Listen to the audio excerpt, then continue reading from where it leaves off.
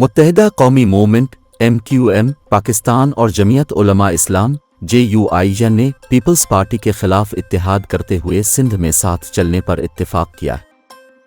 JUI کا وفد مولانا راشد محمود سومرو کی سربراہی میں MQM پاکستان کے مرکز پہنچا اور اراکین رابطہ کمیٹی سے ملاقات کی۔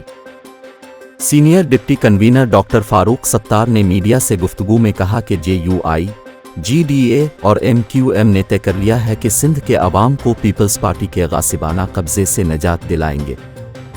فاروق ستار کا کہنا تھا کہ ہم نے فیصلہ کیا ہے کہ اب سندھ کارڈ نہیں چلنے دیں گے، دیہی سندھ میں سیاسی قوت JUI کے پاس ہے، مل کر جاگیرداروں اور وڈیروں کو ان کی اوقات یاد دلائیں گے اور پیپلز پارٹی کی منافرت اور قوم پرستی کی پالیسی ناکام بنائیں گے۔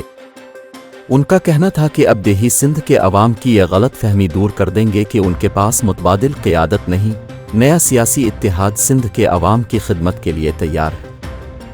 JUI کے مولانا راشد محمود سومرو نے کہا کہ ملاقات میں اتفاق ہوا ہے کہ MQM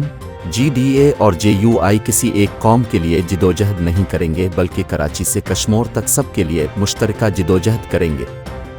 ان کا کہنا تھا کہ الیکش کمیشن تبادلے، تقرری اور حلقہ بندیوں پر GDA MQM اور ہمارے تحفظات دور کرے، تحفظات دور نہیں کیے تو مل کر آئندہ کا لائحہ عمل طے کریں گے۔